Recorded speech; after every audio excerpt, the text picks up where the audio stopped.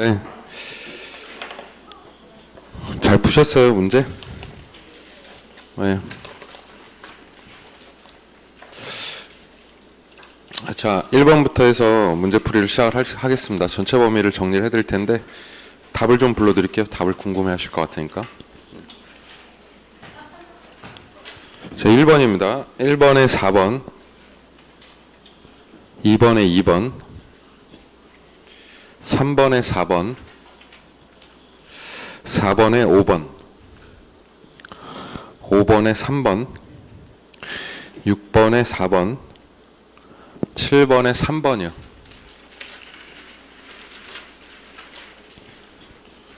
8번에 4번, 9번에 2번, 10번에 3번, 11번에 5번, 12번에 5번, 13번에 3번, 14번에 4번입니다.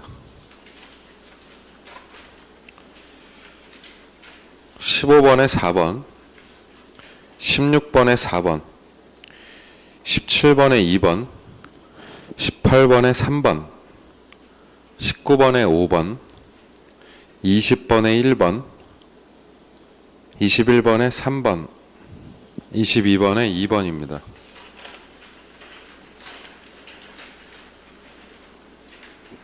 23번에 1번, 24번에 3번, 25번에 2번, 26번에 3번, 27번에 5번, 28번에 2번, 29번에 2번이고요. 자, 30번 정답은 두 번째 줄, 균형 가격은 상승하고 균형 거래량은 증가한다가 정답입니다.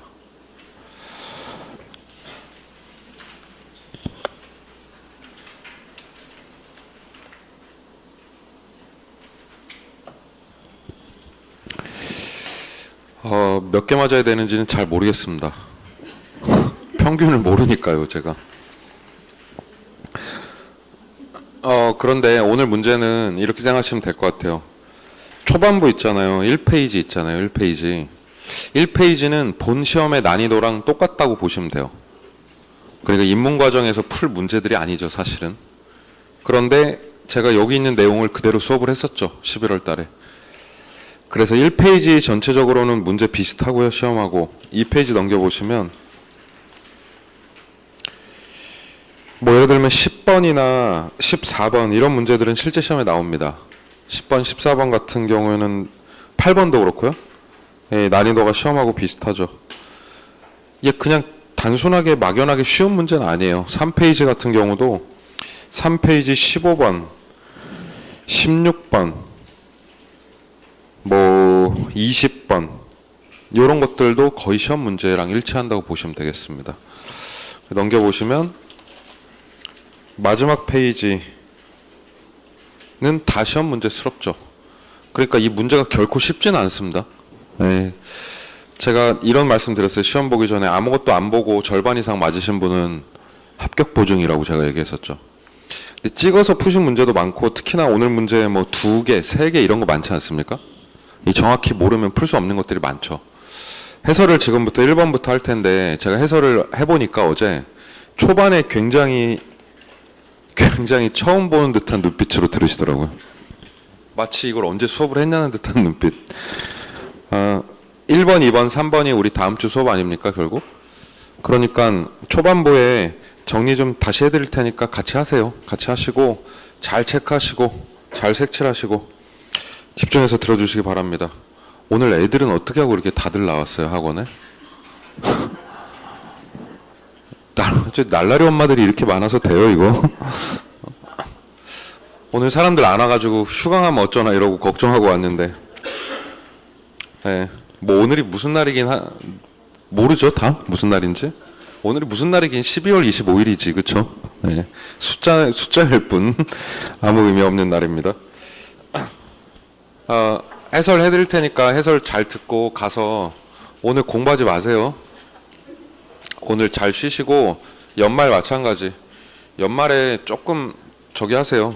휴식 조금 취하시고 모임 좀 나가시고 뭐 이것저것 할 일 없으시면은 연예대상 보세요. 집에서. 연기대상, 연예대상, 그리고 각종 시상식 보시고, 나는 시간이 좀 남아서 공부 좀 하고 싶다 하시는 분들은 민법 하실 거를 강력 권유드립니다.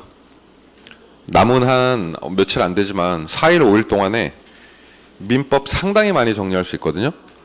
여기 민법이 지금 첫 진도입니까? 1월 달부터?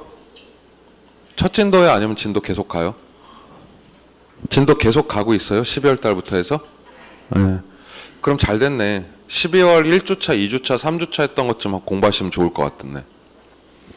그 다른 과목 계획을 잡지 마세요. 아마 시간이 안 될 거예요. 그렇게. 계획 많이 잡아놔봤자 스트레스만 받으시니까. 제가 만약에 시간이 있어서 공부를 한다 손 치면 저는 12월 달에 했던 민법을 깔끔하게 정리해놓고 1월 달 들어갈 것 같아요.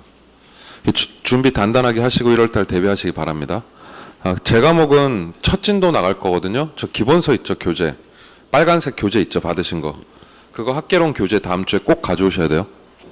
첫 진도 나가고, 제가 어제 집에서 수업 자료, 1월 달 수업 자료 준비했는데, 그 기본서 베이스로 하되, 프린트를 나눠드려서 그 기본서 중에 핵심 내용들을 정리하실 수 있는 아주 잘 정리된 자료를 드릴 거예요.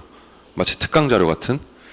그러니까 수업은 기본서 이렇게 진행을 하되 혼자 공부하실 때 프린트 한 2장, 3장 정도 보시면 페이지 뭐 한 7, 80페이지 정도 정리된 엑기스 자료 만들고 있거든요, 집에서. 그러니까 기본서를 1, 2월 달에는 좀 볼 테니까 제가, 그리고 문제도 많이 좀 풀고 이렇게 지문도 좀 나눠드리고 이것저것 할 거니까요. 준비 잘하고 있으니까 책 가지고 오세요. 책 잘 가지고 오시고 일단은 좀 쉬세요. 쉬셔야 돼요. 쉬시고 송년회 나가시고 신년회 나가지 마시고 송년회 나가셔서 정리하세요. 모임 좀. 네, 1년만 정리하시고 내년도 준비하셔야죠. 자, 1번부터 보겠습니다. 자, 1번 문제가 29회 시험 문제죠. 부동산과 소유권 두 가지 얘기를 하는데 틀린 것은입니다. 1번. 민법상 소유권 동그라미. 소유권은 세 가지로 정리하죠. 사, 수, 처. 땅을 사용하고 수익하고 처분하는 권리다. 자, 2번. 그 민법에서의 소유권의 범위는 입체적 동그라미. 입체적이란 말을 풀어 말하면 상하에 미친다. 그러니까 토지의 소유권은 공중권과 지하권도 있는 거죠. 상하에 미침. 3번 별표. 자, 무조건 외워야 됩니다. 3번 문장은 암기예요. 민법상 부동산이 말은 색칠하셔야 됩니다. 시험 문제, 다이렉트 시험 문제. 민법상 부동산은 다른 말로 하면 협의의 부동산. 좁은 의미죠. 두 가지 물건 뭐랑 뭐가 있다? 토지와 정착물. 자, 우리 민법 99조 1항이거든요, 얘가. 99조 1항에는 부동산의 정의가 나와 있습니다. 부동산이라 하면 법적으로 토지와 그 정착물을 뜻하는데, 자, 그러니까 부동산이라 하면 땅과 그 땅 위에 견고하게 박혀 있는 무언가, 이게 이제 부동산인 거죠, 그렇죠? 이 정착물은 종류가 몇 개 있어요? 민법에서 보면 두 가지가 있는데 뭐랑 뭐랑 있죠? 종속 정착물과 독립 정착물. 자, 토지에 견고하게 박혀서 쉽게 이동할 수 없음 정착물인데, 그 정착물을 거래할 때 토지와 함께 거래되면 종속 정착물, 그리고 토지와는 별건 거래가 가능하면 독립 정착물이 됩니다. 5번까지 설명을 했죠, 제가 지금. 종속과 독립이 있다. 그러면 민법 99조 2항은 뭘까? 99조 2항이 있어요, 민법에는. 그러면 부동산이라고 하는 게 토지이거나 종속이거나 독립정착물이라면, 이게 아니라면 싹 다 묶어서 얘는 동산이다, 이렇게 규정이 되는 게 민법 규정입니다. 민법적으로 물권 분류할 줄 알아야 돼요. 토지나 정착물이 아니면 다 뭐라고요? 동산이다, 그렇게 빠지는 거죠, 그렇죠? 자, 정답이 4번인데 4번에 우리 부동산의 소유권 공시 방법은 등기가 필요하죠. 서류상에 올리는 등기 작업이 필요합니다. 4번 정답이죠.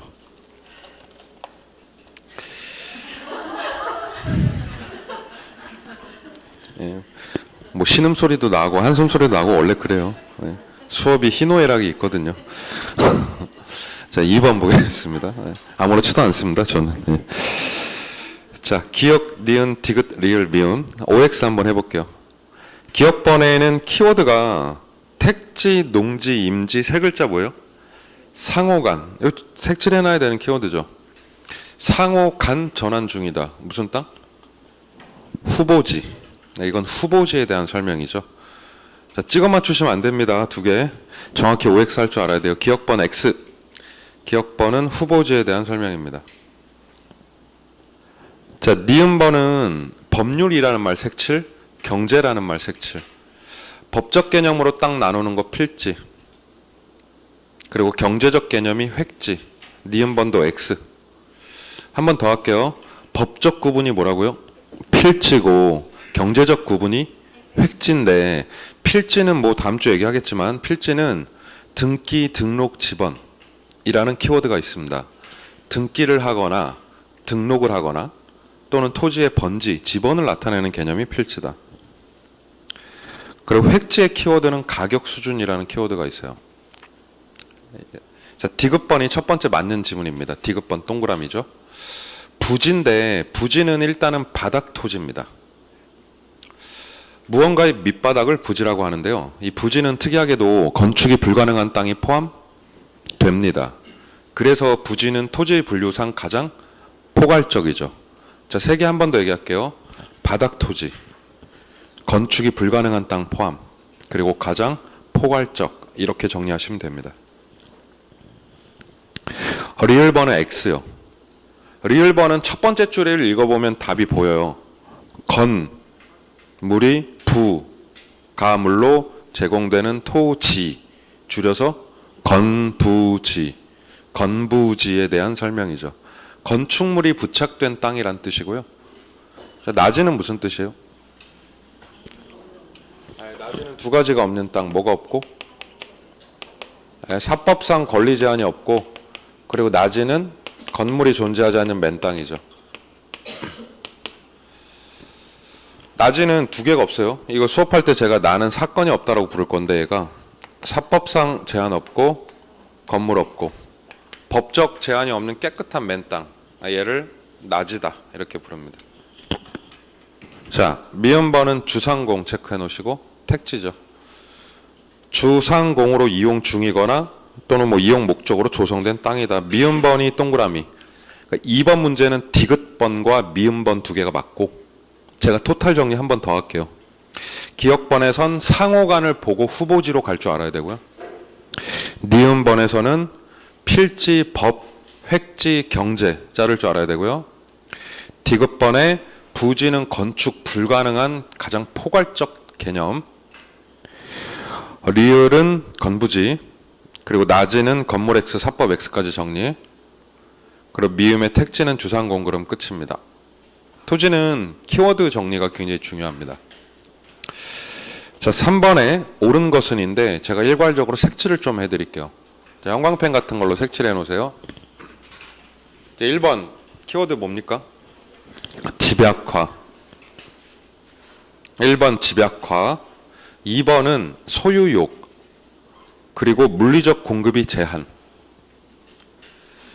3번은 뭐 아시다시피 국지화. 4번 별표하세요. 완전 시험 문제. 용도적, 경제적 공급이 가능. 그리고 5번은 두 글자 장기. 지금 색칠한 단어 보면 특성 떠올라야 됩니다. 자, 1번 토지용의 집약화. 땅을 열심히 쓰는 이유는 땅이 모질라서 그렇죠? 부증성과 깊은 관련이 있다. 부증성이라는 게 공급이 안 된다는 얘기죠. 생산이 불가하고 땅이 귀하고 모자라고, 그래서 우리가 땅을 열심히 쓰게 됩니다. 2번에 부증성이죠. 2번도 소유욕이 생기는 것도 토지의 부족 문제랑 관련이 있고요. 게다가 부증성은 물리적 공급의 제한이다, 이런 뜻입니다. 자, 2번과 4번을 즉각 연결하시고, 4번 토지는 어떤 공급은 가능해요? 경제적 공급은 가능합니다. 30회 문제 하나 예언합니다. 자, 이게 나올 가능성이 굉장히 크다고 봐요, 저는.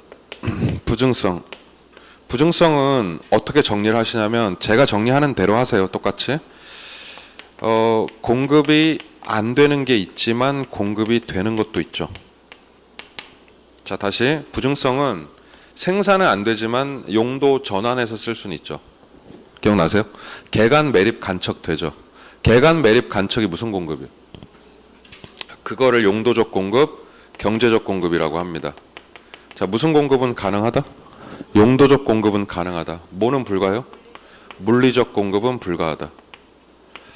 자, 그러니까 얘는 제가 당장 다음 수업에서 강조를 하겠지만 정말 잘 외워야 되는 이슈 중에 하나예요. 30회 시험 이슈 중에 하나예요. 그래서 3번에 2번 동그라미 두 번째 줄, 3번에 2번 동그라미 두 번째 줄, 물리적 공급이 제한되는 거 부증성인데 4번에 받아서 용도적 공급은 그럼에도 불구하고 가능하다. 아셨죠? 네. 저 정말 중요해 보입니다. 자, 5번. 의사결정이 장기화되는 이유는? 그렇죠. 장기적 의사결정을 해야 되는 건 부동산의 수명이 길어서 그렇다. 장기 나오면 영속성. 장기 나오면 영속성. 영속성과 관련이 있죠. 자, 4번 문제 들어갑니다. 경기 변동에 관한 설명으로 옳은 것은 하는 문제입니다. 일단은 1, 2, 3번에서 경기의 기본 특징이 나오는데 우리 부동산 경기는 1번에 다르다라는 키워드가 있습니다. 지역별로 유사한 틀렸고요. 지역별로 각기 다른 특징이 있습니다. 지역마다 다르다를 세 글자로 국지화라고 해요. 국지화. 3번에 3번 지문이죠. 3번에 3번 보기 보시면 이 국지화가 부동성과 관련이 있지 않습니까? 부동성 때문에 토지가 고정되고 지역이 국한되면서 지역시장이라는 게 생기게 되죠. 그렇죠? 4번에 2번 경기 변동 외우실 때 길고 크다 좀 외워놓으세요. 길고 크다. 부동산 경기는 일반 경기보다 덩치가 커서요. 주기도 길고 진폭도 큽니다. 길고 크다. 3번은 불불불이라고 설명했어요. 수업 시간에. 불명확, 불분명, 불규칙. 그러니까 부동산 경기와 일반 경기는 동일하지 않은 주기. 그리고 규칙적이 아니라 불규칙적으로 순환을 합니다. 예, 불.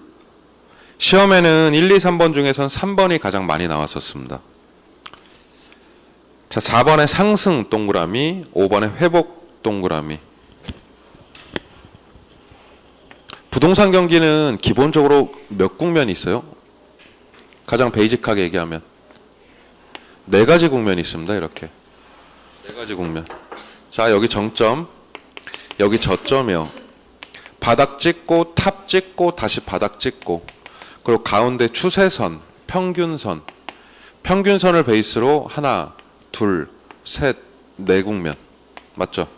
자, 반을 갈랐을 때 왼쪽 2개를 확장 국면이라고 하고 오른쪽 2개를 수축 국면이라고 하는데, 이 회복과 상향 국면,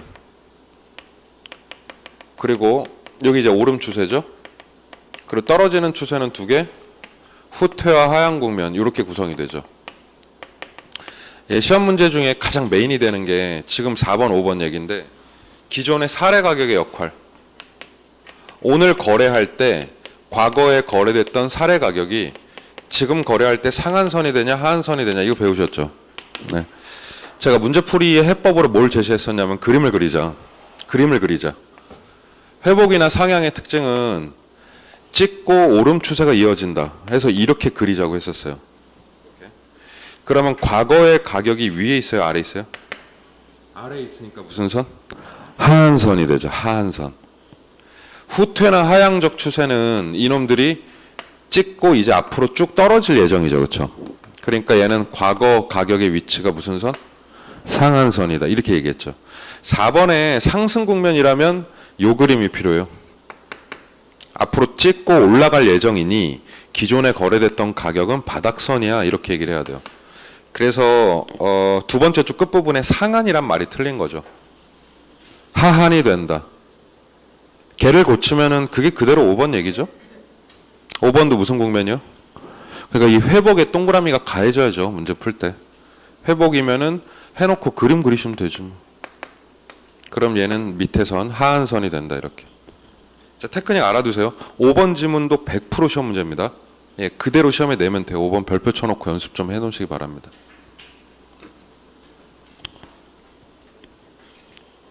자, 5번 문제. 부동산 시장에 관한 설명으로 틀린 것은? 자, 시장론 얘기죠 이제. 일단은 부동산 시장은 완전이에요, 불완전이요? 불완전. 1번. 불완전 시장인 부동산 시장에는 물건의 개별성이라는 게 존재합니다. 일몰일가의 법칙이 성립하지 않는다. 제품의 이질성이라고 표현하죠. 예, 재화가 모두 다 달라서 하나의 물건에 하나의 가격만 존재하지는 않습니다. 자, 2, 3번 얘기 좀 이따 하고 4번 진입장벽. 부동산 시장은 강력한 진입장벽이 있다. 란 말은 물건을 사서 들어가기 힘들다는 얘기예요. 고가성 때문입니다.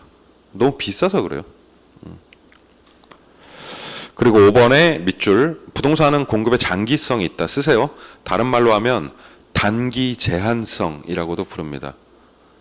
부동산의 공급은 단기에 가능 불가하죠. 단기에 상당히 제한되어 있고요. 그래서 수급 조절이 쉽다, 어렵다?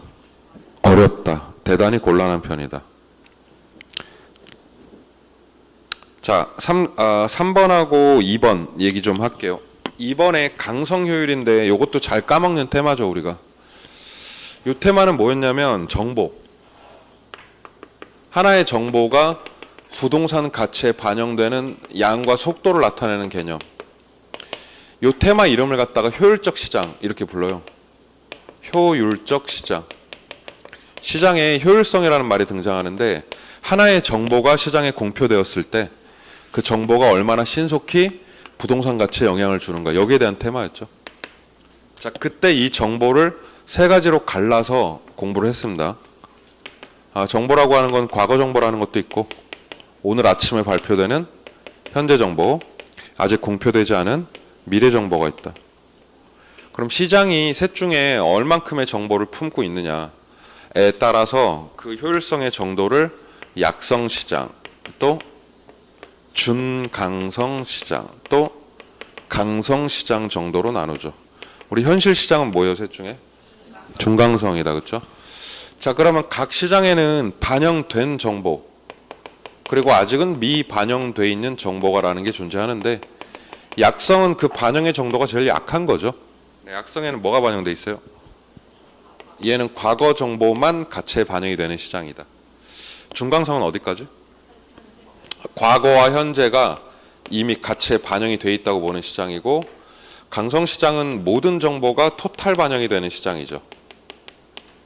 그래서 한 개, 두 개, 세 개 이렇게 나가는 거죠, 그렇죠? 밑으로 내려갈수록 효율성이 세지는 거죠, 그렇죠? 약성에 미반영된 정보는 현재와 미래 정보다. 중강성 시장에 미반영된 정보는 미래 정보. 그리고 강성은 미반영 정보가 없는 시장이죠. 자, 정보를 베이스로 해서 사람들이 투자를 하는데, 투자를 하면 이윤이라는 걸 거두게 되죠. 이윤은 정상 이윤과 초과 이윤이 있습니다. 예, 시험에서의 가장 큰 이슈는 그러면 어떤 정보를 분석했을 때 초과 이윤을 낼 수 있는가, 여기에 포커스가 있어요. 초과 이윤을 내려면 간단해요. 그 시장별로 그 시장에 반영되어 있지 않은 정보로 투자를 하면 초과 이윤이 납니다. 즉, 약성 시장에서는 아직 이 두 개가 미반영돼 있으니까 얘를 통해 초과이윤을 낼 수 있다, 이렇게 얘기하는 거예요. 자, 중강성 시장에서 초과이윤 내려면 뭐가 필요해요? 중강성 시장은 미래 정보가 필요한 거죠. 강성 시장에서는 모든 정보가 가치에 반영이 돼 있기 때문에 얘는 초과이윤을 낼 수 없다. 자, 그게 2번 지문. 속담처럼 기억하는 게 좋아요, 2번 지문도. 강성 효율적 시장은 이미 모든 정보가 다 반영되어 있기 때문에 라는 말이 생략된 거죠. 이미 모든 정보가 다 반영되어 있기 때문에 정보를 통해서는 초과이윤이 나지 않는다, 이렇게 얘기를 하는 거죠. 그러면 그 밑에 있는 할당 효율적이라는 개념은 뭔가? 할당 효율적 상태라고 하는 건, 자, 여러 개의 투자 자산 A, B, C가 있을 때 여기에 모든 정보와 자원이 효율적으로 할당된 상태를 할당 효율적이라고 하는데, 효율적으로 할당됐다는 얘기는 여길 투자하든 여길 투자하든 여길 투자하든 얻게 되는 이윤이 똑같다는 얘기예요. 그래서 할당 효율적으로 접근할 때는 가장 편한 개념이 얘는 어디를 투자해도 초과 이윤이 나지 않는 상태다. 할당 효율의 핵심이 이거예요. 초과 이윤이 사라지면 그 상태를 할당 효율적 상태라고 부릅니다. 그런데 초과 이윤이 사라지는 건 시장의 형태와는 관계가 없어요. 예를 들어서 완전 경쟁 시장이면 얘는 언제나 항상 할당 효율입니다. 완전 경쟁은 초과 이윤이 없는 시장이고, 중요한 건 지금 시험 문제 불완전 경쟁 부동산 시장인데 부동산 시장도 초과 이윤이 0이 될 수 있어요. 그럼 이 타이밍에서 얘도 할당률이 될 수 있다 없다? 있다. 자, 다시요. 할당효율적 시장이란 완전 경쟁 시장을 의미한다. OX. 그렇지 않습니다. 불완전 경쟁일 수도 있습니다. 다시. 할당효율이라는 건 무슨 뜻이에요? 초과 이윤이 0이면 돼요. 그러니까 너든 상관없어. 무조건 어떤 시장이든 초과 이윤만 사라진다면 뭐가 될 수 있다고요? 할당효율적 시장이 될 수 있다. 지금 3번 지문도 정리 잘 하세요. 여기서 말하는 불완전 경쟁 시장이 부동산 시장을 뜻합니다. 결국. 그럼 이 부동산 시장도 할당 효율적 상태가 될 수 있다라는 거죠. 초과 이윤이 사라진다면.